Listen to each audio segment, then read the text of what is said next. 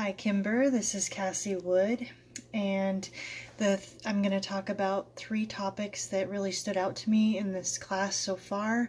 I got to tell you, I have been in business for the last about 14 years, so taking this course, I kind of expected it to be kind of mundane and repetitive because I've been in business for quite a long time, but I've really enjoyed this class and I've learned a lot. I've dove into a lot of people's discussions, and it's fun to see different perspectives and perspectives of people who have been in business for a long time and other people who are just starting out or have never had a real job. So it's really interesting to see all the differences in their opinions and some of the things I never really thought of that they had brought up in the discussions.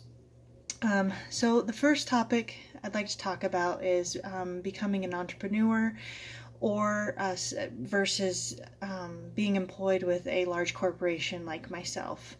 There's a lot of risk that goes into becoming an entrepreneur and starting your own business. I've always been employed at a large corporation, and honestly, the thought of starting my own business had never really appealed to me personally. I enjoy parts of running a business, and in fact, my husband runs a small in-home business where he works on ATVs. He buys ATVs, parts them out, so he does a lot of stuff on eBay. And as far as like he buys ATVs and he strips them and then sells the parts on eBay. And I help him with some of the paperwork, and I do some cost analysis for him as far as what would be good for him to take on versus kind of staying away from. But other than that, I really don't get involved in the business much, mainly because I don't have much time between being a mom, a full-time student, a full-time employee, and I have 3 boys at home, so I keep very, very busy. In fact, I had to lock my door because they always like to come in and see how my homework's doing, so my husband told them that they are to stay out of the room for tonight. As far as I have thought about starting my own business. When I get done with school, I thought about starting a small personal fitness business, but it would be one more where I am offering my services to like friends and family or some people that they may know, but it would be very small, low key. I do plan on getting my personal training certificate when I'm done with school. It's more of a hobby for me though, and so this class really helps me determine if that's something I want to start, doing, because even running a small business is taking on a lot. I know from what my husband does, it's a lot of time is involved. When I'm doing homework, he's out there, working on other people's motorcycles and ATVs. He's boxing up parts to ship out, and plus he's got to keep his costs in line. So there's just a lot that has to go into running your own business, even if it is small. Entrepreneurs are important in society because without them, many of us wouldn't even have a job. Many people I know today are actually running like a side business, even though they're employed full time. Or they're venturing off on their own to start their own business as their full-time income, as their full-time gig. And while it's great to see so many people interested in entrepreneurship, it's not for everyone.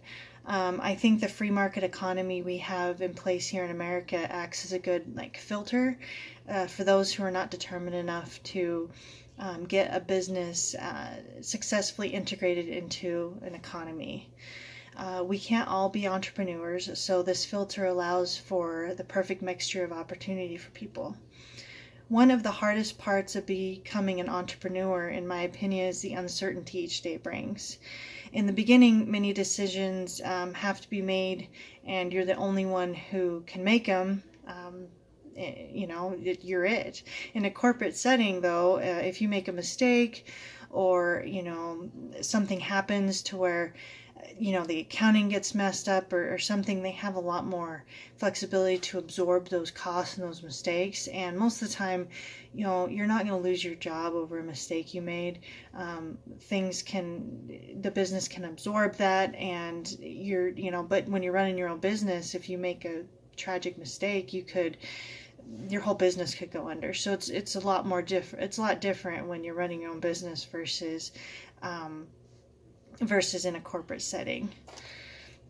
The next topic I want to discuss is GDP. Before returning to school 3 years ago, I never really paid attention to economics. It never really was anything I was interested in. But when I took macroeconomics last semester, I learned about GDP and how much it really doesn't give us an accurate picture of how an economy is doing. It may not be the best measure of society because it leaves crucial factors out of the equation. GDP is defined as is equal to the total monetary value of all final goods and services that have been exchanged within a specific border within a specific period of time, usually annually. But according to Investopedia.com, GDP actually misses the mark by, quote unquote, GDP can increase after a car accident or a major flood. The GDP can grow rapidly during a war or after a terrorist attack. If all of Chicago caught on fire once again and burnt to the ground, the rebuilding effort just might boost GDP. This is because GDP is very susceptible to the broken window fallacy, which is false signals rising prosperity when obvious destruction has taken place, end quote. There are actually better ways to measure the well-being of an economy, and one of those ways I learned about is called Genuine Progress Indicator, or GPI.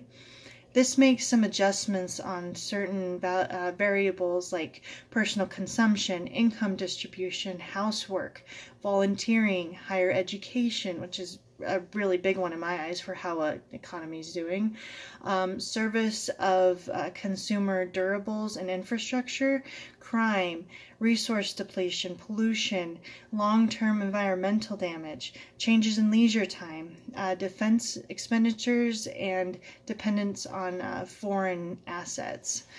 Accurately measuring economic well-being is really important in society because it determines how a country is doing. If GDP is the only measure we use, the world isn't really getting a full picture, and things like global trade and interest rates could be negatively affected. The third topic I want to discuss is ethical behavior and leadership, which are leadership is one of the biggest things that I preach to people. Is in my company, I see really good leaders and I see really poor leaders. So I've always strived to want to be a really good leader when that day comes for me. I did run a terminal over in Texas for 2 years, and I felt like I really carried a lot of good attributes into my leadership style over there. So one day when I'm a leader again, I plan on taking a lot of things I'm learning from this class and integrating them into my management or leadership style. If leaders aren't ethical, their employees won't be either. A leader must be able to put their own feelings aside and think rationally, legally, and ethically. At the company I work for, I see large differences in employees that have one manager versus the other. And in our accounting department specifically, the manager for that department is constantly coming in late for work. She shows up around 10 or 11 in the morning and leaves early during the day. She's constantly, socializing with people in her office. And before that manager stepped into that role, a lot of the employees in that department, they were coming in at 7:30, 8 o'clock in the morning. They, were leaving on time. They were putting in their hours. And now that manager's taken over, I see them coming in later during the day. I see them leaving early. I see them socializing a lot. And it's just not ethical, in my opinion, it's okay to be social, but not when it starts to affect your work, and it's definitely affecting that department's work. The problem is most people are kind of afraid to say anything to this manager because she has it kind of in with the bosses, and she has made it very apparent that she'll, make you look bad in front of other managers if you make her look bad. So it's kind of a scare tactic, which is not ethical either. I think businesses should take more time in considering who should be in a management role and if they're suited to be a leader. And I also think that training should be more heavily weighted before putting people in management roles. A lot of companies or a lot of employers just believe that anybody can be a manager, and that's just not the case. Like in our textbook, not everybody's a natural born leader. Some people may have in them to be a good leader, but they just don't have the skills to get there. So I think it's really important for employers to recognize that, get them into training programs, and make sure that they're set up for success, because it really affects the work, the production, the efficiency of the workers, and just the full feeling of the economy or of the business itself. It's how people look at the business. I like the analogy I read one time that it's a lot like handing an 11-year-old kid keys to a car and saying, here, drive the car and just figure it out. It's just not, it just can't happen in leadership. You've got to give people the skills to be successful. The fourth topic I'd like to discuss, which I probably don't even need to because I'm past the time, but I really think it's important about talking about the pros and cons of global trade. Global trade is important because it connects the world through goods and services. Without global trade, many parts of the world would be rich in one commodity and poor in another.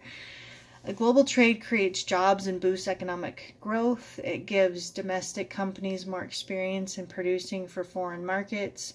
According to The Balance, research shows that exporters are more productive and efficient than companies who actually only focus on domestic trade alone. Global trade also allows people to learn about different cultures around the world, which I think is something that's awesome. Importers allow foreign competition to reduce prices for consumers. It also gives shoppers a wider variety of goods and services. For example, tropical and out-of-season fruits and vegetables that we may not even get here in Idaho if it wasn't for global trade. Global trade can have some downsides, however. For example, if a company finds it easier and cheaper to import the goods versus buying or producing it locally, jobs can actually be lost in that domestic market. On the flip side, the loss of jobs in one market means economic growth in another, so it's not all bad. Countries with traditional economies could lose their local farming base as well, like what we saw in Mexico when NAFTA was created.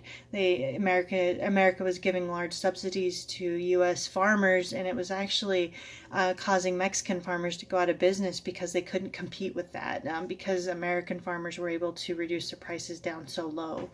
So that kind of stuff can happen with global trade as well, and subsidies. Developed economies subsidize their agribusiness. Again, America is an example. Overall, global trade is more beneficial than it is destructive. Personally, I think if all trade barriers were abolished, the world would be better off. It would be difficult finding a balance at first, but I think as time led on, it would lead to a better economy, a better global economy. And thank you for your time.